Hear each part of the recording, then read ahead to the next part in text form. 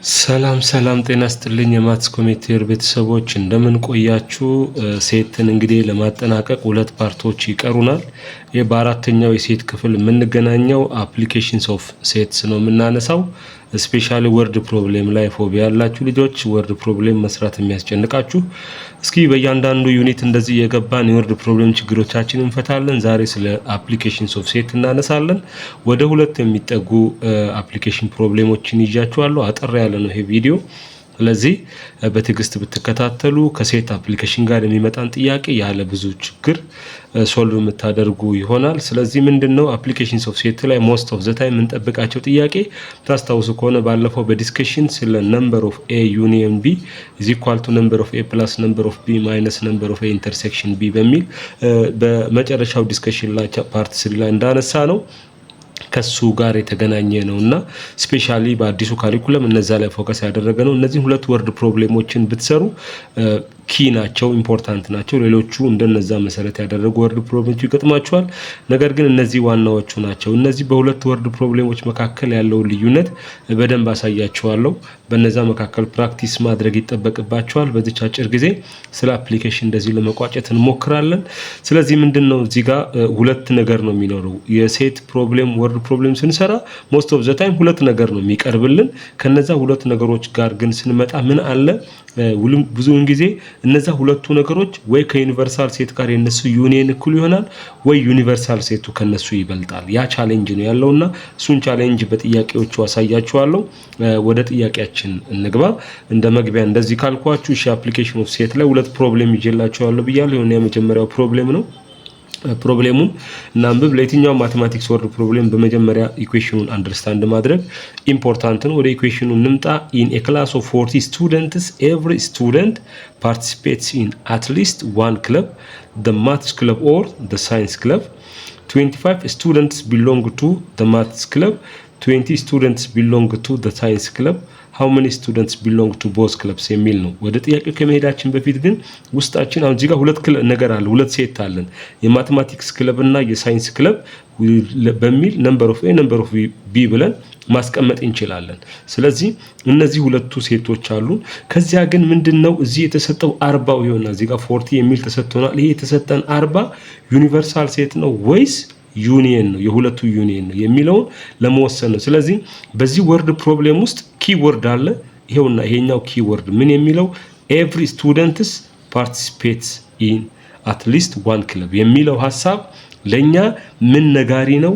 የዚህ የሁለቱ ዩኒየን ከዩኒቨርሳል ሴቱ ጋር እኩል ነው። ምክንያቱም ያልተሳተፈ አባል የለምና 40 እንደ ዩኒቨርሳል ሴት መውሰድ እንችላለን፣ እንደ ዩኒየንም መውሰድ እንችላለን። ስለዚህ በእነዚህ ግንኙነቶች ምክንያት እነዚህ ሁለቱ ሴቶች ምንድናቸው? ዩኒየናቸውና ዩኒቨርሳል ሴታቸው እኩል ነው። ቀጥሎ በማሳየው እኩል ያልሆነውን ደግሞ ምን ምልክት እንዳለው እንመለከታለን። ስለዚህ ከዛ አንፃር እንመጣለን። እዚህ የተሰጠን ነገር እንመልከት። አሁን የተሰጠን ይውና 25 students members of mathematics club የሚለው ሌት ብለን number of m እንበልና number of m ስንት አለን? 25 አለን። እንደገና ደግሞ belongs to science club 20 ነው ያለን። number of s በሚል እናስቀምጥ። ስለዚህ ለዚህ ስንት ይኖረናል? 20 ነው የሚኖረን። ወደ ተጠየቅነው ስንመጣ how many students belongs to both club ይለናል። both club ሲለን their intersection mathematics intersection science club በሚል ይሄ የምንፈልገው የተጠየቀ ነው ይሆናል ማለት ነው።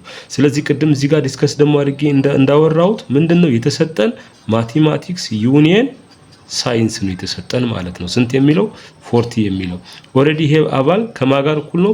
ከዩኒቨርሳል ሴቱ ጋር እኩል ነው። ስለዚህ መተን አሁን ማንን ለመስራት ይሄንን ለማግኘት አንድ ፎርሙላ አለን። ታስታውሱ ከሆነ አፕሊኬሽን ያኔ ስናነሳ በፓርት 3 ላይ ነምበር ኦፍ ማቴማቲክስ ዩኒየን ሳይንስ ኢትስ ኢኳል ቱ ነምበር ኦፍ ማቴማቲክስ ፕላስ ነምበር ኦፍ ሳይንስ ክለብ ማይነስ ነምበር ኦፍ ማቴማቲክስ ክለብ ኢንተርሴክሽን ሳይንስ ክለብ ይሆናል ማለት ነው።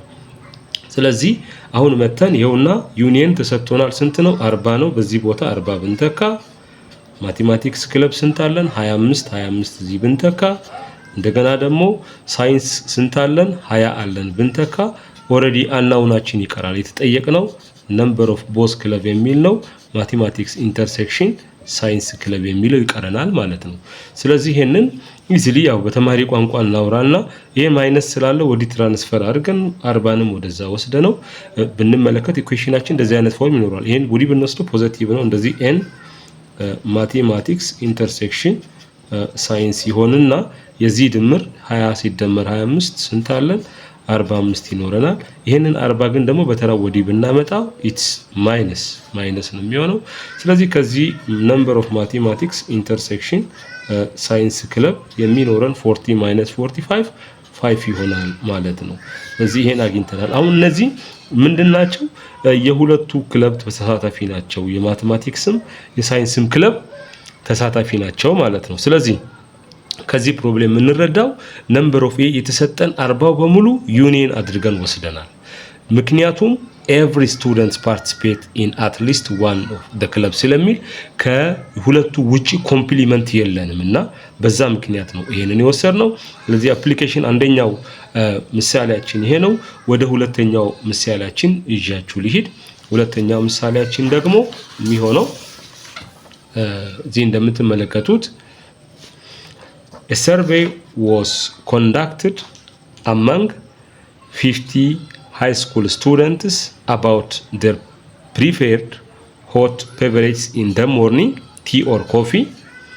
28 students drink tea, 22 students drink coffee, 10 students drink both tea and coffee የሚላለ ወደ ጥያቄው ስንመጣ find the number of students who drink at least one of the two beverages, calculate how many students drink neither tea or nor coffee የሚል ነው ያለ። ኦኬ ወደዚህ ስንመጣ አሁን ከዚህ ፕሮብሌም አንደርስታንድ እንድታደርጉ ከቀድሙ ፕሮብሌም ምን ይለየዋል ለሚለው ስናነሳ ተመልከቱ። እዚህ ስንት ተማሪ እንዳለ ነገረን። 50 ተማሪዎች አሉ። 50 ተማሪዎች ሁሉ ሻይና ቡናው ላይ ይሳተፋሉ ወይ ለሚለው ነገር ስንመጣ እንደማይሳተፉ እዚህ አካባቢ መጥቶ ይነግረናል። ተመልከቱ እቺን ወርድ አይታችኋል። neither ኖር የሚል ምን ማለት ነው? ያልተሳተፈ አለ ማለት ነው። calculate how many students drink neither tea nor coffee ሲለን there is students cannot be participate that drinking tea or what coffee የሚል ነው። ስለዚህ ከነዚህ ነገር የምንረዳው ይህ 50 ነምበር ኦፍ ዩኒቨርሳል ሴት ነው እንጂ ማንን መሆን አይችልም? ነምበር ኦፍ ዩኒየን መሆን አይችልም። እኩል አይደለም። ስለዚህ ነው አንድ የሴት ፕሮብሌም ሲሰጣችሁ ከውስጡ የመጀመሪያ የተሰጠው አባል ብዛት እሱ ዩኒየን ነው ወይስ ዩኒቨርሳል ሴት ነው የሚለውን ሐሳብ ከተቀመጠው አረፍተ ነገር መለየት መቻል አለባችሁ። ኪ ነገሩ እሱ ነው። ስለዚህ አሁን ምንድነው ለኛ ነምበር ኦፍ ዩኒቨርሳል ሴት ነው እየተሰጠን ማለት ነው። ስንት 50 የተሰጠን ነምበር ኦፍ ዩኒቨርሳል ሴት ነው። ስለዚህ ከዚያ መተንኛ አሁን ሌሎች የተሰጡን ነገሮችን ከዚህ እንዘርዝር። ይሄ ነምበር ኦፍ ዩኒቨርሳል ሴት ደግሞ ሁሉ ጊዜም እንዲህ አይነት ወርድ ፕሮብሌም ከሆነ እሱ ምንድነው የሚሆነው? አሁን ነምበር ኦፍ ቲ እንዲህ እንውሰድ።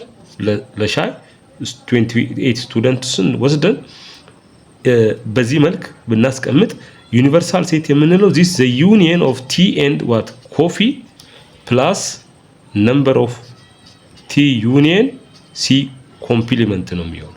ኮምፕሊመንቱ ማለት ደግሞ ምን ማለት ነው? neither of the two neither tea nor coffee ነው የሚሆነው። ስለዚህ መተን አሁን ወደ ጊቬናችን ስንመጣ ነምበር ኦፍ ቲ ስንት አለን? 28 አለ። again number of coffee which is c number of c ስንት አለን? 22 አለን። again the other given 10 students drink both tea and coffee ነው የሚለን that the intersection እሱ ኢንተርሴክሽናችን ነው። ቲ ኢንተርሴክሽን ሲ ስንት ተሰጥቶናል? 10 ተሰጥቶናል። ስለዚህ እዚህ ጋር አሁን ኔዘር የሚለውን ይሄንን ለማግኘት ማን ነው የሚጎለን? ዩኒየኑን መስራት አለብን ማለት ነው። እነዚህ ደግሞ የተሰጡን ቲ ዩኒየን ሲ ለማግኘት ይጠቅሙናል መጀመሪያ። ስለዚህ ነምበር ኦፍ ቲ ዩኒየን ሲን መስራት አለብን። ዛት ኢዝ ኢኳል ቱ ነምበር ኦፍ ቲ ፕላስ ነምበር ኦፍ ኮፊ ማይነስ ነምበር ኦፍ ቲ ኢንተርሴክሽን ኮፊ የሚል ይሆናል ማለት ነው። ስለዚህ ከዚህ የምናገኘው ነምበር ኦፍ ቲ ይኸውና ስንት አለን? 28 አለን ሶሪ ፕላስ ነምበር ኦፍ ኮፊ ደግሞ 22 አለን ሲቀነስ ኢንተርሴክሽን 10 ተሰጥቶናል። ስለዚህ የዚህ ድምር ስንት ነው? 22 ሲደመር 28 50 ሲቀነስ 10 ስንት መጣ? 40 ለኛ አሁን ምንድነው የሚሆነው? ኢት ኢዝ ዘ ዩኒየናችን ነው 40። የትኛው ዩኒየን? የሁለቱን ቲና ኮፊ የወሰዱ ዩኒየናቸው ነው ይሄ የሚሆነው።